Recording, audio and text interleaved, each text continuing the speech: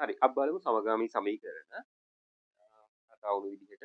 එතකොට පළවෙනිම බලමු සමගාමී සමීකරණ කියන්නේ මොකද කියලා ඉන්න.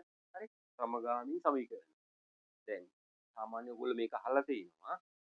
සම සමගාමී කියන එක දැන් ප්‍රෝත් වලදී එහෙම ඔයාලට අහලා දෙන්න පුළුවන්. එකට එක වෙලාවෙ දේවල් දෙකක් කරගෙන. හරිද? ඒ කියන්නේ උදාහරණයක් විදිහට කිව්වොත් අපි දැන් සමහරක් වෙලාවට කන ගමන් ටීවී බලනවා. එනවා ඒක සමගාමී වැඩක්. ඒක වෙලාවෙ දේවල් දෙකක් කරනවා. ඉතින් අන්න ඒ වගේ දැන් මෙතනදී වෙන්නේ මේ සමීකරණ දෙකම එක වෙලාවෙ අපි විසඳනවා. දැන් සාමාන්‍යයෙන් අපි කරන්නේ සමීකරණයකට පස්සේ තව සමීකරණයක් විසඳනවානේ. සාමාන්‍යයෙන් වෙන්නේ එහෙම. මෙතනදී වෙන්නේ මේ සමීකරණ දෙකම එකට විසඳනවා. ඒක එක අර්ථයක් සමගාමී සමීකරණ කියන්න. තව ප්‍රධාන හේතුවක් තමයි මේකේ ඇත්තම අපි සරල තේරුම අපිට ගන්න ඕනේ තේරුම තමයි මෙතන එක් වෙලාගෙම තමයි මෙතන එක් වෙලා ගියා. මේ දෙකම එකම වෙලාවෙ තෘප්ත වෙනවා. ඒ කියන්නේ මේ දෙකේම අගේ එකයි. මේකල අපි උදාහරණයක් විදිහට මේ කියන්නේ 8 නම් මෙතනත් x කියන්නේ 8ම තමයි. right? ඒ වගේම y කියන්නේ උදාහරණයක් විදිහට අපි මොකක් හරි 5 හරි 7 හරි මොකක් හරි ඒකට මේ y ඒකම තමයි. සාමාන්‍යයෙන් අපි දන්නවා අපි සමීකරණ වලදී එක සමීකරණයකට x වලට එන උත්තරේ නෙමෙයි අනිත් සමීකරණය. නමුත් මේකෙදි මේ දෙකම තෘප්ත වෙනවා. නැත්නම් මේ දෙකේම අගේ එකම වෙනවා. එන්නේ x වලට ලැබෙන අගය සහ y වලට ලැබෙන අගය එකමයි. අනින් තරම් ඒකට සමගාමී සමීකරණ කියලා කියන්නේ. හරි. ඕක තමයි සරල තේරුම. අපි තේරුම් ගන්න ඕනේ සාමාන්‍යයෙන්. හරි.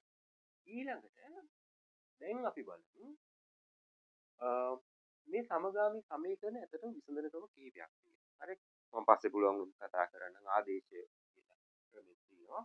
නමුත් අපි වැඩි බහුතරයක්ම අපි විසඳන්න පුරුදු වෙලා තියෙන්නේ සාමාන්‍ය විදිහට මම මේ දැන් ඔයගලට කියලා දෙන ක්‍රමය. ඒකට අපි මේ ක්‍රමෙන් පුරුදු මොකද ඒක තමයි වැඩිපුරම ගොඩක් අය භාවිත කරන ක්‍රමය. හරි.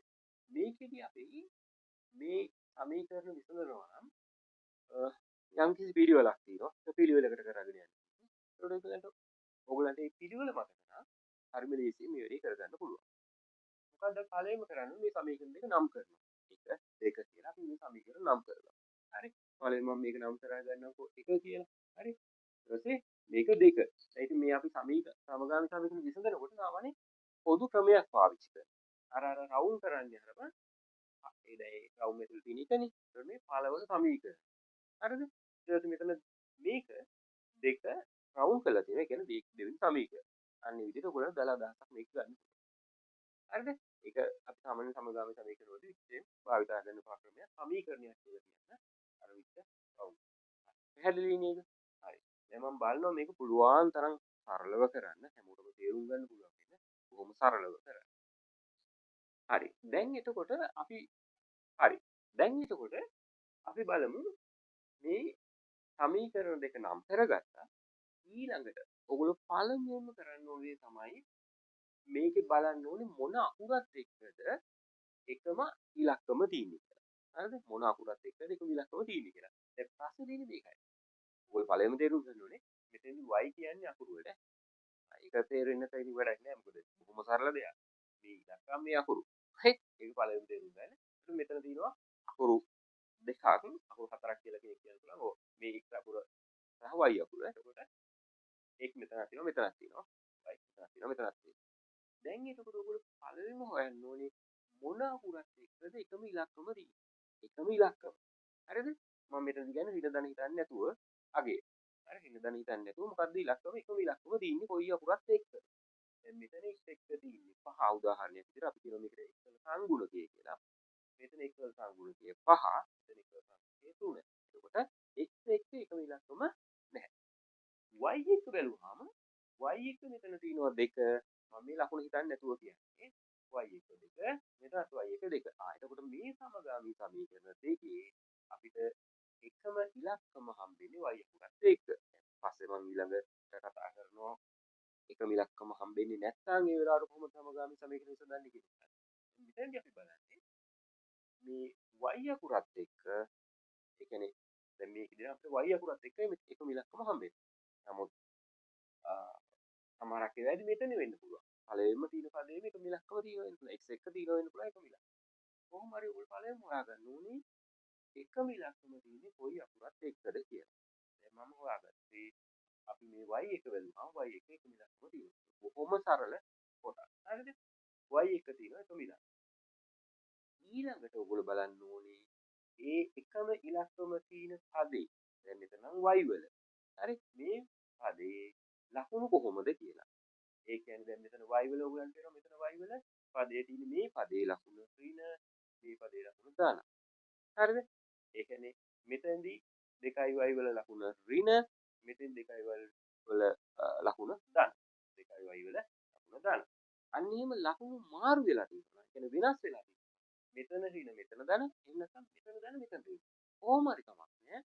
මේ එකම ඉලක්කම තියෙන පදේ ලකුණු වෙනස් නම් අපි මේ සමගාමී සමීකරණ විසඳන්නේ මේ සමීකරණ දෙක එකතු කරලා. හොඳට තේරුම් ගන්න මේ වේල. ඒ කියන්නේ මම නැවත කියනවා. මොකද සමගාමී සමීකරණ විසඳන මේ මුල් කොටස තමයි අමාරු. නැත්නම් ඊට පස්සේ ටික ලේසි. මුල් ටික හරියට තේරුම් ගන්න. හරිද? සමගාමී සමීකරණයක් දැක්කම ඔයගොල්ලෝ පළවෙනිම බලන්න කොයි අකුරත් එක්කද එකම ඉලක්කම තියෙන්නේ කියලා. එකම ඉලක්කම තියෙන කොයිද? අකුරත් ඒ කොයි අකුරත් එක්කද? දැන් මෙතන y වලත් එක්ක තමයි එකම ඉලක්කම තියෙන්නේ. ඒක දෙක. ඊට පස්සේ ඒකේ ලකුණු බලනවා. ඒකේ ලකුණ නැතු මේ ලකුණට දැන් අදාළ නැහැ. මේ අකුරු මේ ලකුණ අදාළ නැහැ. මේ ගැටලුව විසඳද්දී මේක මම මේ තෝරගත්ත ක්‍රමයේදී y එක තමයි එකම ඉලක්කම තියෙන්නේ. එහෙමනම් ඒකේ ලකුණ වෙනස්. මෙතන දිරිනේ මෙතන දාන්න. ඒ වගේ ලකුණු වෙනස් වෙලා තියෙනවා අපි මේක එකතු කරලා. ඒකට ඔයගොල්ලෝ මේව තේරුම් ගන්න ඕනේ. දැන් බැරිවල හරිය මේකේ ලකුණු දෙකේම මේ 2y ගේ මෙතන 2y ගේ එකම ලකුණු වුණා. يعني මෙතනක් තියෙන මෙතනක් තියෙන. නැත්තම් මෙතනක් දාන්න මෙතනක් දාන්න. එහෙම වුණා නම් අපි කරන්න ඕනේ සමීකරණ අඩු කරනවා. ඒ අඩු කරද්දී පළවෙනි සමීකරණය දෙවෙනි සමීකරණය නැත්නම් දෙවෙනි සමීකරණය පළවෙනි සමීකරණය. ඒක ප්‍රශ්නයක් අඩු කරන්න පුළුවන්. ඒක උඩ අපිට විසඳ ගන්න පුළුවන්. දැන් මම මේ විදිහ ගන්නකොට පස්සේ කරමු අපි. හරි. දැන් එහෙමනම් අපි මේක බලමු කොහොමද කරන්නේ කියලා. සමීකරණ ඵලයෙන්ම අපි මේ දෙක එකතු කරමු. හරිද? මම එකතු කරනවා කියන එක අපි දැන් හරි ලේසි ලියත හැකි. අපි අර මම ඔයගලන්ට කියපු විදිහට මෙහෙම අපි මෙන්න මෙහෙම කරාම අපි කියන්නේ මේ පළවෙනි සමීකරණය. හරි? ඒක දාලා රවුන්ඩ් කරේ. කියන්නේ පළවෙනි සමීකරණය. රවුන්ඩ් කරන එකෙන් අපි අදහස් කරගන්නේ ඒක. ඒක පළවෙනි සමීකරණය එකතු කරනවා දෙවන සමීකරණය. කොහොම අපි ලියමු. මේක තේරුම් ගන්න අපි මේ මොකද්ද කරන්න හදන්නේ කියන එක. පළවෙනි සමීකරණය දෙවෙනි සමීකරණය එකතු කරනවා.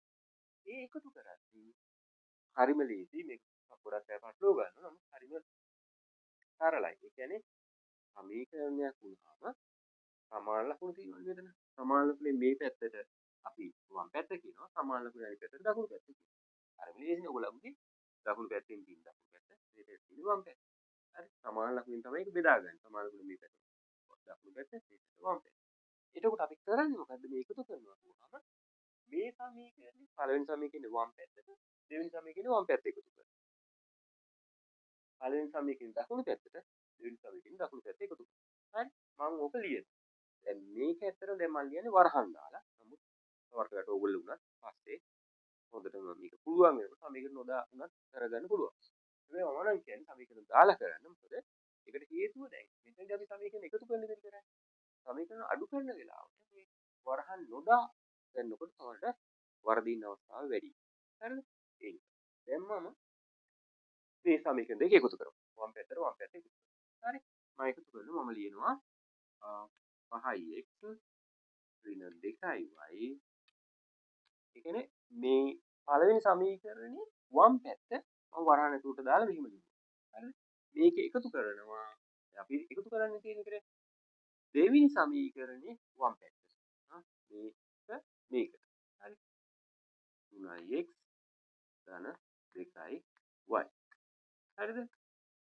ඊට පස්සේ පළවෙනි සමීකරණේ දකුණු පැත්ත දෙවෙනි සමීකරණේ දකුණු පැත්ත. කියන්නේ මෙතන 18 ධන 17.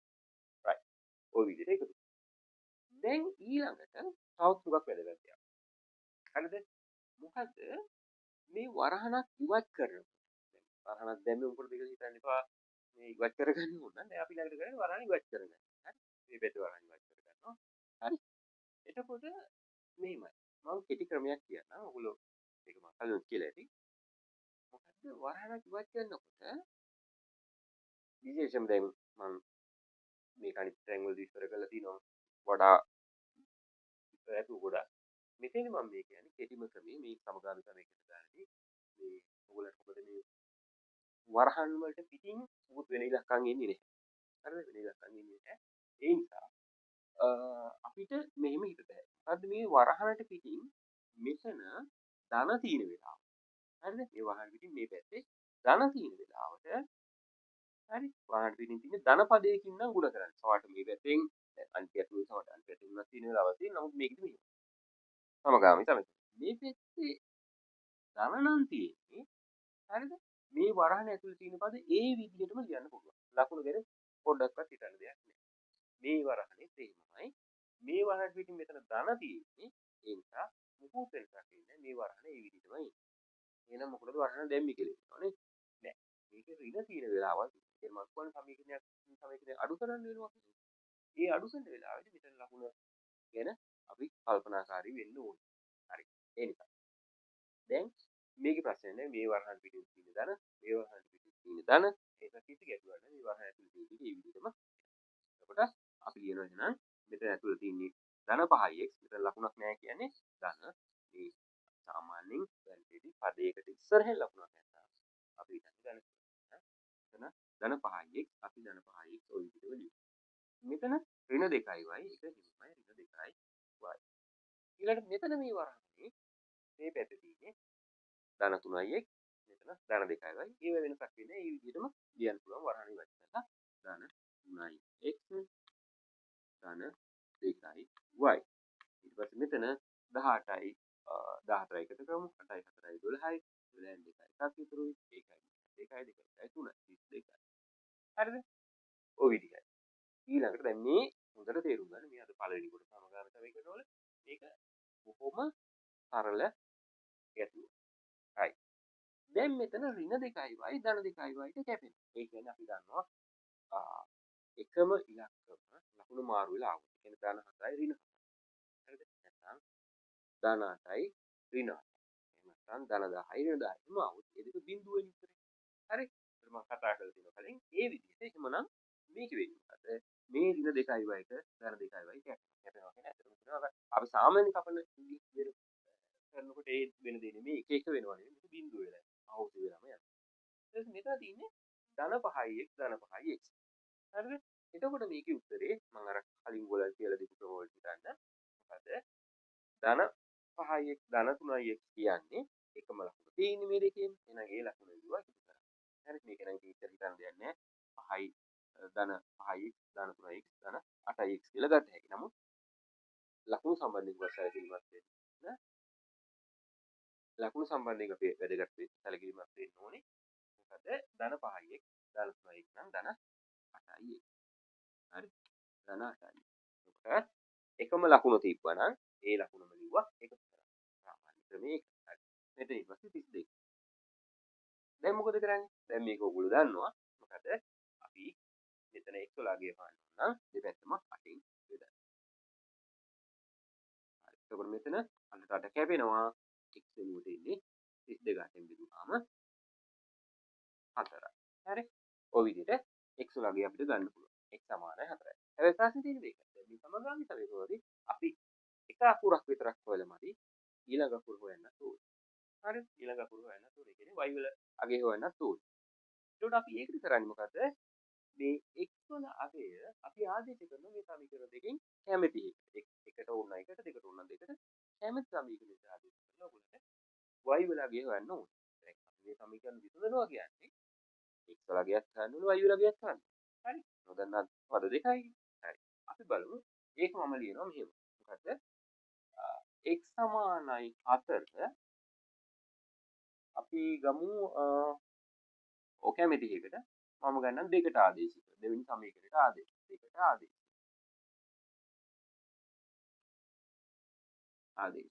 හරිද රයිට්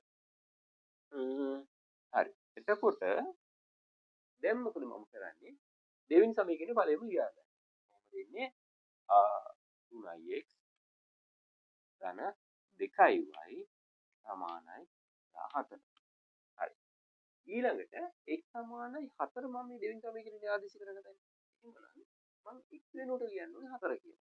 හරි. ඒකට මෙතන 3 x වෙනුවට 4 ලියනවා කියන්නේ 34 නෙමෙයි.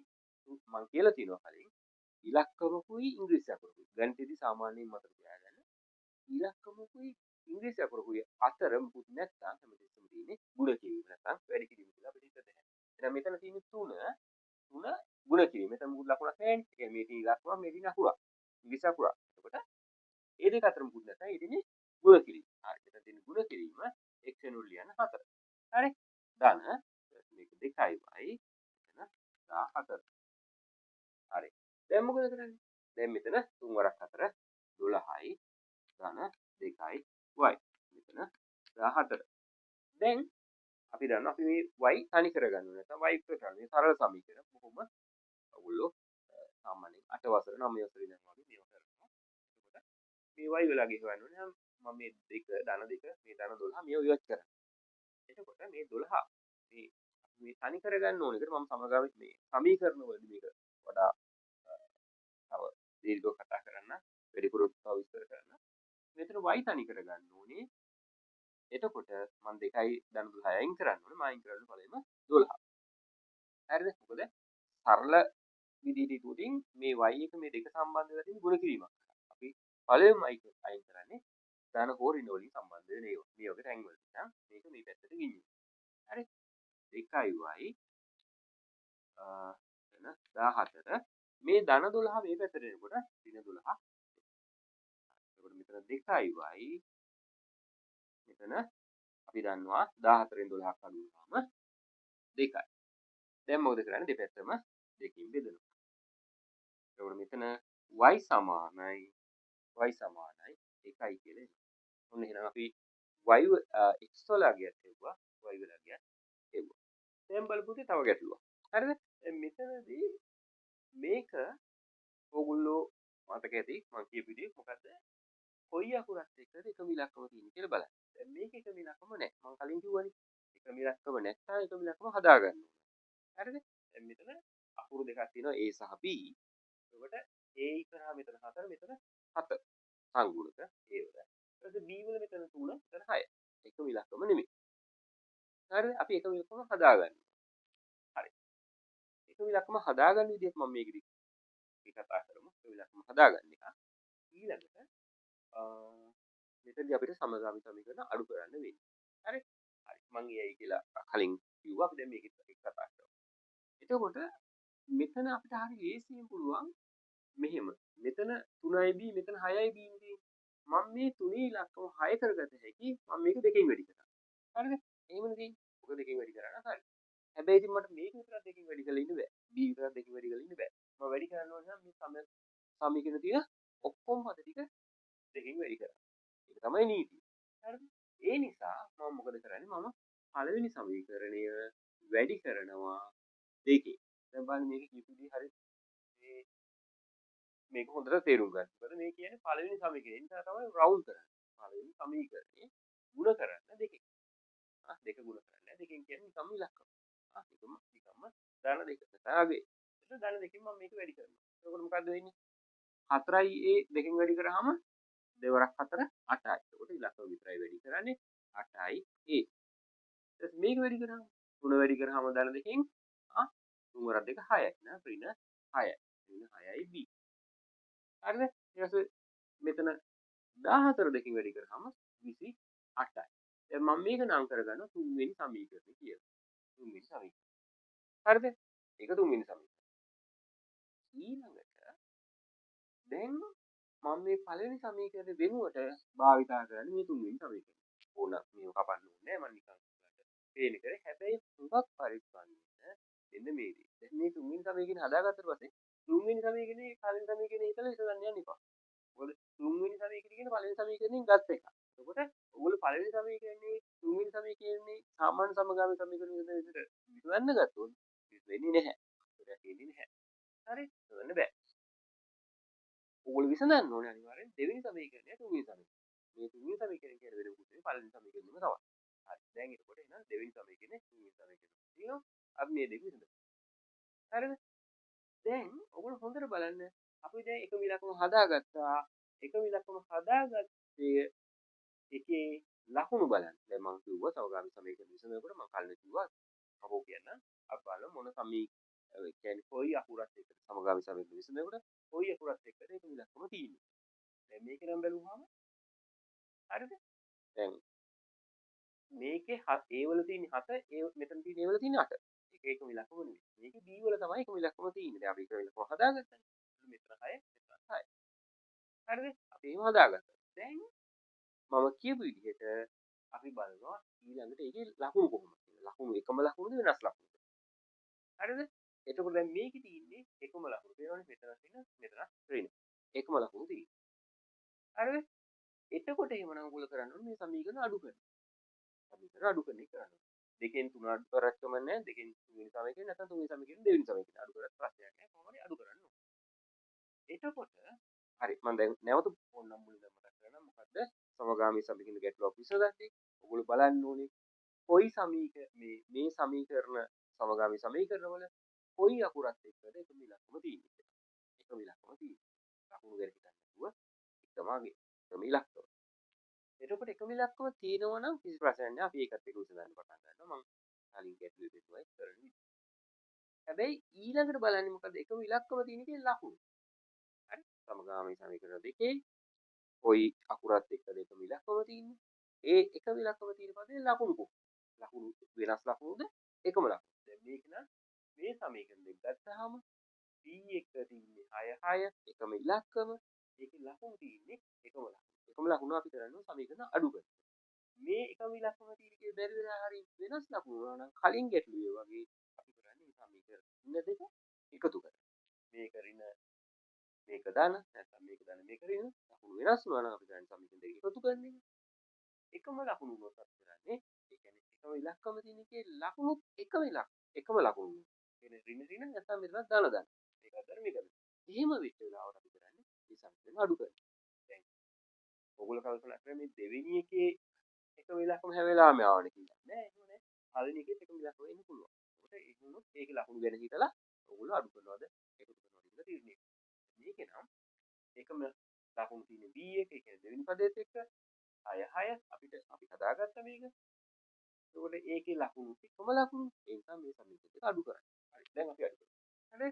මම මේ පුළුවන් තරම් සරලව පැහැදිලි කරන්න බලන්න. හරි. මේකේ නමම දෙවෙනි සමීකරණයෙන් අඩු කරන්නම් තුන්වෙනි සමීකරණය. හරි. මේක ටිකක් මම ඕන කාලේ මේ ඍණ ඉන්න ගත්තා. හරිද?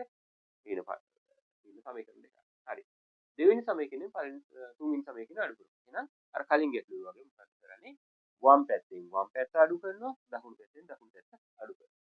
මේකෙදි හරි සැලකිලිමත් වෙන්න මම මෙතන ලියලා තියෙන දෙවෙනි සමීකරණය තුන්වෙනි සමීකරණය. එහෙනම් දෙවෙනි සමීකරණේ වම් පැත්තෙන් තුන්වෙනි සමීකරණේ වම් පැත්ත. ඊට පස්සේ දෙවෙනි සමීකරණේ දකුණු පැත්තෙන් තුන්වෙනි සමීකරණේ දකුණු පැත්ත. මේ විදිහට ඕනේ මේ පිළිවෙලට ඕනේ ලියාගන්න නැත්නම් වර්ධිනවා. එහෙනම් දෙවෙනි සමීකරණේ වම් පැත්ත. මේ පැත්ත. වම්. එතකොට ඒකෙන් මම ලියනවා මෙහෙම. 7යි A ඍණ 6යි B. හරි? ඒ කියන්නේ දෙවෙනි සමීකරණේ වම් පැත්ත. මේ පැත්ත. ඒ පැත්තෙන් අඩු කරන්න තුන්වෙනි සමීකරණේ වම් පැත්ත. කියන්නේ මේක. 8යි A ඍණ 6යි B. එහෙනම් A පිළිවෙලටම අඩු කරන්න ඕන අනිත් එක. A පිළිවෙලට. කියන්නේ දෙවෙනි සමීකරණයෙන් තුන්වෙනි සමීකරණය. දෙවෙනි සමීකරණේ වම් පැත්තෙන් තුන්වෙනි සමීකරණේ වම් පැත්ත. අනිත් පැත්තෙත් මෙහෙම ලිව්වට පස්සේ එකට මේක අඩු කරන්න ඕනේ දෙවෙනි සමීකරණේ දකුණු පැත්තෙන් තුන්වෙනි සමීකරණේ දකුණු පැත්ත. කියන්නේ 23 අඩු කිරීම 28. ඔය විදිහට ඕනේ ලියන්න. හරිද? හොඳට ඒක සැලකිලිමත් වෙන්න. එහෙම නැත්නම් වර්ධින. ඊළඟට මම කලින් කිව්වා මොකද්ද? වරහණ කිව්වත් කියනකොට මම මේ කලින් කිව්වා තවම කියලා තියෙනවා. වරහණට පිටින් ධන තියෙනවා නම් වරහණ ඇතුලේ තියෙන පද ඒ විදිහටම ලියන්න. ලකුණු ගැන හිතපත් කරන දෙයක් නැහැ. එහෙනම් මේ වරහණට පිටින් මෙතන මුකුත් නැහැ කියන්නේ ධන. හරිද? එහෙනම් මේක මේ විදිහටම ලියන්න පුළුවන්. කොහොමද? 7යි A ඍණ 6යි B. හැබැයි මේ වරහණට පිටින් මෙතන තියෙන ඍණ. ඔන්න. මෙතනදී ඔයගොල්ලෝ සැලකිලිමත් වෙන්න මම කලින් කිව්වා වරහණට පිටින් ධන තියෙනවා නම් පද වෙනස් වෙන්නේ නැහැ. ඒ විදිහටම ලියන්න. හැබැයි මෙතන ඍණ තිබ්බොත් මේ පද ලකුණු මාරු කරන්න ඕනේ. මෙතන ධන 8යි A තියෙන්නේ. එහෙනම් මේක ඍණ 8යි A වෙනවා. දැන් හොඳට සැලකිලිමත් වෙන්න මේ වරහණට පිටින් තමයි මේ ඍණ ලකුණු තියෙන්නේ. මේ 8 ලකුණ ඍණ නෙමෙයි. 8 ලකුණ ධන. වරහණ තියෙනවා. මෙතන තියෙන්නේ මේ ධන 8යි. ඒකේ ලකුණක් නැත්තේ 8 ලකුණක් නැත්තේ 8 ඉස්සර ලකුණක් නැත්තේ ඒක ධන. හරි? ඒකයි. මේ වරහණ පිටින් තියෙන්නේ. එතකොට එහෙනම් මේ ධන 8යි මෙතන ලියනකොට ඍණ 8යි වෙනවා. ඍණ 8යි වෙනවා. හරි. ඇත්තම කතාව කියනවා මෙතන වෙන්නේ ඍණ එකෙන් මේ වරහන ගුණ වෙනවා කියන එක. හරි. ඍණ ධන ගුණ වෙනකොට ඍණ.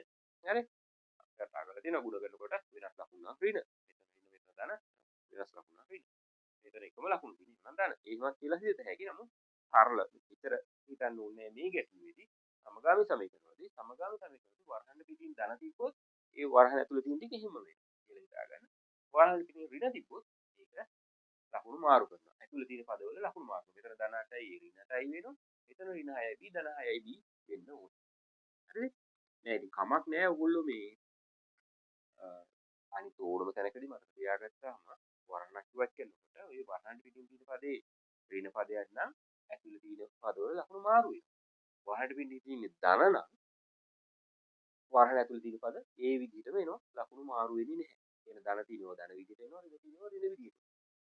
වර්ණට පිටින් ඍණ තිබ්බොත් වෙන්නේ ඇතුළේ තියෙන පද මාරු වෙනවා.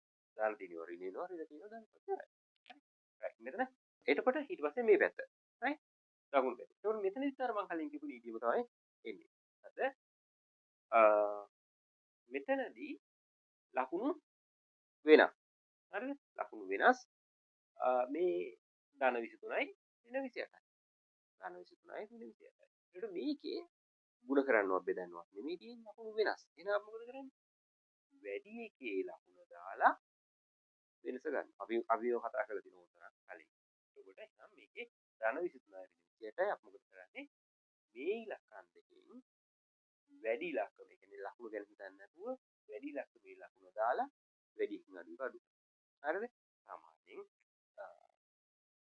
ඉලක්කම් දෙකක් ගුණ කිරීමට බෙදීමට නැතුව යෙදෙනාට අපි ඔකයි කරන්නේ ලකුණු වෙනස් නම් කරන්නේ වැඩි එකේ ලකුණු දාලා වැඩිකින් අඩු කරනවා මෙතන වෙන්නේ 28 වැඩි 28 ලකුණ ඍණ 28 23 අඩු කරාම 5යි හරි ඔකයි කතාව ඊට පස්සේ දැන් හරි අපි බලමු මෙතන ධන 7යි ඍණ 8යි හරිද එතකොට මෙතනදී මේක ඔයගලට දැන් ධන 7යි ඍණ 8යි ධන 7යි ඍණ 8යි නම් ඉලක්කම් දෙකක් තියෙනවා මේ ගුණ කරන්න බෙදන්න නෙමෙයි තියෙන්නේ ලකුණු වෙනස් වෙලා තියෙනවා හරිද ලකුණු වෙනස් වෙලා තියෙන්නේ මෙතන එකතු කිරීම මෙතන අඩු කිරීම නැත්නම් මෙතන ධන මෙතන ඍණ මෙතන ධන මෙතන ඍණ ලකුණු වෙනස් වෙලා තියෙන්නේ ඒකෝට මෙතන ගුණ කරන්න බෙදන්න නෙමෙයි එහෙනම් අපි කරන්නේ වැඩි එකේ ලකුණ දාලා වැඩි එකේ ලකුණ දාලා අතන අර වගේම තමයි වැඩි එකේ ලකුණ දාලා වෙනස ගන්න. අට එකක් අඩු කරන ඒ විදිහට. හොඳට මතක තියාගන්න. මේ කියම් පද ගුණ කරන්න බෙදන්න ඕන ලාවට ඉලක්කම් දෙකක් තියෙනවා ලකුණු වෙනස්. එහෙනම් අපි කරන්නේ හැමතිස්සෙම වැඩි එකේ ලකුණ. වැඩි ලකුණු ඉස්සරහා ලකුණ දාලා වැඩි එකකින් අඩු කරනවා. අටෙන් හතක් අඩු කරාම මේක 1යි a. හරි. මෙතන ඒකට ඍණ 5.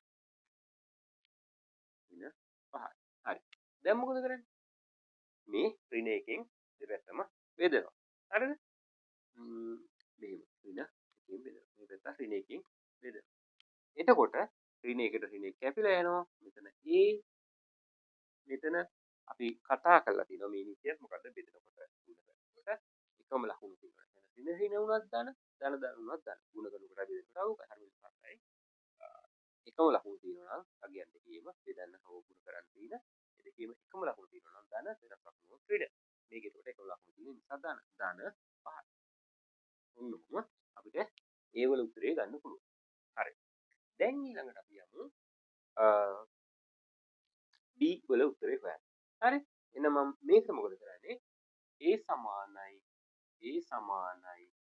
5 මම ආදේශ කරනවා පළවෙනි සමීකරණය හරි දෙවෙනි සමීකරණය හරි තුන්වෙනි සමීකරණය මේ සමීකරණෙ ඕනේ නේද ආදේශ කරලා මේ මම එක කපලා දැම්මට අර ඒ පෙන්නන්න ඔයගලට ඒක අවශ්‍ය නැහැ කියන එක දැන් 2යි 3යි එහෙනම් අපි විසඳන්න ඕනේ 2යි 3යි කියන එක මතක තියාගන්න පෙන්නන්නේ කරේ නමුත් මේ සමීකරණ තුනේ කැමති එකට ආදේශ කරලා ඔයගලට උත්තරේ ගන්න පුළුවන් මම මොකද කරන්නේ පළවෙනි සමීකරණය මිලියන මේ ආදේශ කරන වෙලාවදී ඕන සමීකරණයක් පාවිච්චි කරලා හරි 4යි a ඍණ 3යි b මෙතන 14 හරි දැන් අපි මේකේ ආදේශ කරමු a වලට මෙතන තියෙන්නේ ධන 4 මම කලින් කිව්වා අද ඉලක්කමකුයි අකුරකුයි අතර මුකුත් ලකුණක් නැත්නම් දැන් තේරි සාමාන්‍යයෙන් ඉංග්‍රීසි අකුරකුයි ඉලක්කම අතර ලකුණක් නැත්නම් තියෙන ගුණ කිරීම මෙතන තියෙන ගුණ කිරීම ධන 4 ගුණ කිරීම a නම් 4 ගුණ කිරීම ඔයගලන්ට ඒ වෙනුවට 5 ධන 5. හරි. දැන් දන්න නිසා මම ලකුණු කිව්වේ නැත්තේ. ඍණ 3යි b මෙතන 14. right. දැන් මොකද වෙන්නේ? මෙතන 4 5 20යි. 20යි මෙතන ඍණ 3යි b මෙතන 14. දැන් මොකද කරන්නේ? 20 මේ පැත්තට ගෙනියනවා. මේ මම අර කලින් කිව්වා වගේ මොකද? කලින් ගැටලුවේදී කිව්වා වගේම b තනි කරගන්නයි අපේ උමනාව. b තනි කරගන්න දැන් ඍණ 3යි ධන 20යි තියෙනවා. මේ ඍණ 3 එක සම්බන්ධ වෙන්නේ b එක ගුණ කිරීමක් කරලා. දැන් මේක 20 සම්බන්ධ වෙන්නේ මේ නොදන්න අකුරත් එක්ක ඍණ ධන කරා. ඒකට මෙයාව තමයි පළවෙනිම අයින්. හරි. ඍණ 3යි b 14 මෙහෙම දිනවා. ධන 20 මේ පැත්තට එනකොට ඍණ 20 වෙනවා. හරිද? දැන් මොකද කරන්නේ? මෙතන ඍණ 3යි b මේකෙත් අර නීතිය මොකද්ද? ගුණ කරන්න බෙදන්න නොවි ඉලක්කම් දෙකක් ලකුණු වෙනස් වෙලා ඇතිවොත් අපි කරන්නේ වැඩි එකේ ලකුණු දාලා වැඩි එකකින් අඩු එක අඩු කරනවා. නම් මෙතන වැඩි එක වෙන්නේ 20 ලකුණු ගැන හිතන්න නැතුනහම 20 ලකුණු දානවා 20 ලකුණු ඍණ 20න් 14ක් අඩු කරනවා. 6යි. හරි. ඊට පස්සේ මොකද කරන්නේ? ඍණ 3න් දෙපැත්තම බෙදෙනවා. ඒකට මේ ඍණ 3ට ඍණ 3 කැපෙනවා b සමානයි මම කලින් කිව්ව දේ මොකද්ද? ඉලක්කම් දෙකක් බෙදන්න හෝ ගුණ කරන්න තියෙන ලාට එකම ලකුණු තිබ්බොත් ධන. මේ දෙපැත්ත දාන. නම් මේක වෙන්නේ ධන 6 3ෙන් බෙදුවම 2. නම් b කියන්නේ ධන 2. එතකොට a කියන්නේ ධන 5, b කියන්නේ ධන 2. හරි. අපේ දෙවෙනි ගැටලුව ඕක.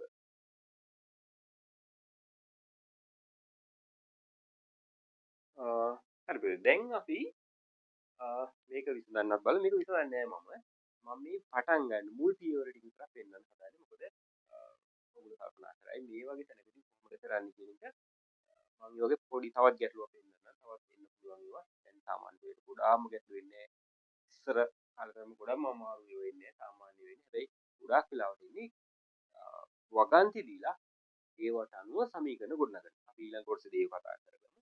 දැන් දවසේදී දැන් මෙතනදී මම මේ ගැටලුව විසඳන විදිය පටන් ගන්න විදිය පෙන්නන්න. මොකද කලින් ගැටලු දෙකේදී ඔයගොල්ලෝ බලපු විදිහට ඒක විසඳ ගන්න පුළුවන්. නමුත් මෙතන පුංචි ප්‍රශ්නයක් තියෙනවා. පොඩි එකක් මම ඒක කියලා දෙන්න පුංචි ප්‍රශ්නයක්. හරි. පළවෙනි පටන් ගමුකෝ. මේක 1 මේක 2 කියලා නම් කරමු. නම් කළා දැන් උන්න අපි මම නැවත මුල ඉඳන් කියනවා කොහොමද? අපි බලනවා කොයි අකුරත් එක්කද එක මිලකම තියෙන්නේ. දැන් මෙතන බැලුවාම පස්සේ y එක මෙතන තියෙන්නේ 5 මෙතන තියෙන්නේ y එක 2 මෙතන x එක 3 මෙතන x එක 4. එතකොට ඕගොල්ලන්ට එක සමීකරණයක් විතරක් ගුණ කරලා මේකේ හදන්න බෑ ඒකම ඉලක්කම. හරිද? ඒ කියන්නේ මෙතන 3 කීයකින් හරි ගුණ කරලා 4 කරගන්නත් බෑ. 4 කීයකින් හරි ගුණ කරලා 3 කරගන්නත් බෑ. 2 කීයකින් හරි ගුණ කරලා 5 කරන්නත් බෑ. 5 කීයකින් හරි ගුණ කරලා 2 කරන්න. හරි. එතකොට මේ සමීකරණ දෙකම මේ වෙලාවේ ගුණ කරන්න සිද්ධ වෙනවා. හරි. ඒකයි මේකේ වෙනස තියෙන්නේ.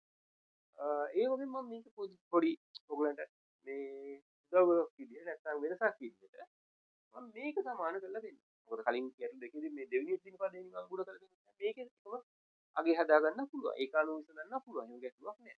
දැන් මම මේකේ මෙතන තුනේ ඉලක්කම වෙනුවට මෙතන අපි 12 ගමු. මෙතනත් 12 ගන්න ලේසි. හරි. ඒ කියන්නේ මහා දෙයක් නෙමෙයි. මේ ඉලක්කම් දෙකේ කුඩා පොදු ගුණාකාරය. එහෙම නැත්නම් අපි කියනවා මේ තුන් වරක් චක්‍රයකට හතර වරක් චක්‍රයකට ඉන්න කුඩාම ඉලක්කම හිතාගන්න. ඒක හදාගන්න බලන්නේ මේ ඉලක්කම් දෙකේදී.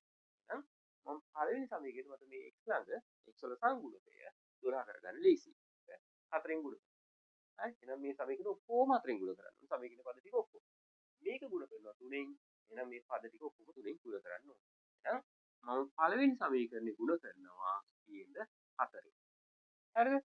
ඒකෝට බලන්න මෙතන 4ෙන් ගුණ කරාම 3 වරක් 4 12යි. 12x මේක 3ෙන් ගුණ කරාම ඍණ මේ ගුණ කරන්නේ ධන 4ෙන් ඈ. තම 4ෙන් කියලා හිතා ගන්නකො. ඍණ වලින් ගුණ කරන්න බැරුව නෙවෙයි ධන වලින්. හරි 4ෙන් ගුණ කරමු. මෙතන එතකොට ඍණ 2 ගුණ කරාම ධන 4ෙන් එන්නේ ඍණ 8යි y. ඊට පස්සේ 14 ගුණ කරමු 4ෙන්. 4ක් 4 16යි එකක් ඉතුරුයි 4ක් 1යි 5යි. ඔන්න මේක තුන්වෙනි සමීකරණය. හරිද? දැන් ඒ විතරක් නෙමෙයි මම ගුණ කරනවා දෙවෙනි සමීකරණයත් දෙවෙනි සමීකරණයත් මම ගුණ කරනවා කීයෙන්ද මේ මෙතන මේ x ළඟ 12 හදාගන්න මට ඕනේ මම මේ දෙවෙනි සමීකරණය ජූල කරනවා මෙතන 4 12 වෙනි 3. හරි. සාමාන්‍යයෙන් අපි හිතුව මේ තැන තියෙන එක මේ ඉලක්කයෙන් ගුණ කරනවා මෙතන තියෙන එක මේ ඉලක්කයෙන් ගුණ කරනවා. ඔක හුඟා ගණන් වලට හරි කලාතුරකින් වෙන්නත් පුළුවන්. නමුත් බොහෝ 100%ම ගණන් වලට හරි. හැබැයි එහෙම කරන්න ඕන. ඒ කියන්නේ එහෙම නැතුව කරන්න පුළුවන් අවස්ථාවක් තියෙනවා. ගොඩාක් පොදු ගුණාකාරය හැදෙන විදිහට ඕනේ වැඩි කරන්න. ඒක කතාවක් නැහැ. සාමාන්‍යයෙන් එක ඉලක්කය මේ තැන දෙකේම ගන්න බෑ. ඔව් සරලව හිතන්න පුළුවන්. මේ සමීකරණ මෙතන අගේ මේ මෙතන දීපගෙන් ගුණ කරන මේ සමීකරණය කියලා හිතා ගන්න පුළුවන්. හරි. දැන් එහෙනම් මම මේ ගුණ කරනවා මේ දෙවෙනි සමීකරණය කියන්නේ 3. right. දෙවෙනි සමීකරණය 3ෙන් ගුණ කරාම එන්නේ මේ සමීකරණය මෙතන 4ෙන් 4 වරක් 3 12යි 12යි x ඊට මේ පහ ගුණ කරා නම් මෙතන ධන 5 ගුණ කරාම ධන 3ෙන් එතකොට එන්නේ 4ක් 3 15යි 15යි y. ඊළඟට මේකත් එහෙනම් 3ෙන් ගුණ කරන්න ඕනේ 4 වරක් 3 12යි 12යි එකක් ඉතුරුයි 3 වරක් 3 9යි 9 එකයි 10යි. එහෙනම් මේක හතරවෙනි සමීකරණය. හරිද? මේ සමීකරණ දෙකම අපිට අවශ්‍ය නැහැ විසඳනකොට. මේ සමීකරණ දෙක වෙනුවට අපි ගත්තා මේ x ළඟ එකම සංගුණ කියන විදිහට වෙන සමීකරණ දෙකක්. මේ පළවෙනි සමීකරණ විදිහට වෙනුවට තමයි තුන්වෙනි සමීකරණය දැන් අපි හදාගත්තේ. දෙවෙනි සමීකරණය වෙනුවට තමයි අපි හතරවෙනි සමීකරණය හදාගත්තේ. දැන් තුන්වෙනි සමීකරණය හතරවෙනි සමීකරණය අපි විසඳනවා. හරිද? දැන් හොඳට තේරුම් ගන්න. මොකද්ද අපි මෙතනදී කරේ? මොන අකුරත් එක්කද එකම ඉලක්කම තියෙන කියලා බැලුවා. මෙතනදී එහෙම එකම ඉලක්කමක් නැහැ. අපිට හදාගන්න ලේසි ක්‍රමයකුත් නැහැ. එක සමීකරණයක් විතරක් වැඩි කරලා. ගුණ කරලා. අපිට කරන්න ඕනේ මේ සමීකරණ දෙකම ගුණ කළා තමයි ඒ x හරි y හරි ළඟ එකම ඉලක්කම හදාගන්න. දැන් මෙතන x ළඟ හදාගන්න පුළුවන්. මම හදාගත්තේ එතන x ළඟ y ළඟ මේ ඕන y ළඟ උනත් පුළුවන්. මෙතන x ළඟ මෙතන 3 තියෙන්නේ මම ඒක 4ෙන් ගුණ කරා. පළවෙනි සමීකරණය 4ෙන් ගුණ කරා. ඔන්න මේක තුන්වෙනි සමීකරණය විදිහට ගත්තා. හතරවෙනි සමීකරණය දෙවෙනි සමීකරණය ගුණ කරා. මෙතන 12යි ඉන්න 3. එතකොට මේක 3ෙන් ගුණ කරාම 12 එනවා. මේක 3ෙන් මේක 4ෙන් ගුණ කරාම 12 ගන්නවා. මේ විදිහට මේක ගුණ කරලා 3. 12 එනවා. ඒ කියන්නේ මේ මුල් සමීකරණෙම 3ෙන් ගුණ හතරවෙනි සමීකරණය. හරි. දැන් මේ තුන්වෙනි සමීකරණය හතරවෙනි සමීකරණේ සාමාන්‍ය විදිහට ඔයගොල්ලෝ විසඳන්න පුළුවන්. මේ x ළඟ තියෙන්නේ එකම ඉලක්කම. එහෙනම් ඒකේ බලන්න ලකුණු කොහොමද? ඒකේ ලකුණු ධන. මෙතනත් ධන. දැන් කරන්න ඕනේ ඔයගොල්ලෝ මේක අඩු කරන්නේ. තුන්වෙනි සමීකරණය හතරවෙනි සමීකරණය අඩු කරන්න. නැත්නම් හතරවෙනි සමීකරණය තුන්වෙනි සමීකරණය අඩු කරන්න. හරි? ඒක කැමති විදිහට කළා මේක උත්තරේ ගන්න පුළුවන්. හරිද? ඒකට තේරුම් ගන්න. අපි නැවතත් කියනවා මොකද්ද සමගාමී සමීකරණ ගැටලුවක් දැක්කාම පළවෙනි මාන කොයි අකුරත් එක්ක දෙක ඉලක්කම තියෙන්නේ කියලා. හරි? ඒ කියන්නේ මේ සමගාමී සමීකරණ විසඳන ක්‍රම ගොඩක් තියෙනවා. මම මේ කියන්නේ සාමාන්‍ය අපි සාමාන්‍ය වෙලාවට කරන ක්‍රමය. කොයි අකුරත් එක්ක දෙකම ඉලක්කම තියෙන්නේ. එකම ඉලක්කම නැත්නම් එකම ඉලක්කම හදාගන්න. මේ විදිහට උදාහරණයක් කරේ එකම ඉලක්කම හදාගන්න. ඊට පස්සේ ඒක ලකුණු විතර. ලකුණු ගැන බලන්න. ලකුණු එකම ලකුණු නම් සමීකරණ අඩු කරනවා. ඒ ඉලක්කමේ ඒ කියන්නේ එකම ඉලක්කම හදාගත්ත පස්සේ ඒ ලකුණු වෙනස් නම් අපි ඒ සමගාමී සමීකරණ දෙක එකතු කරනවා.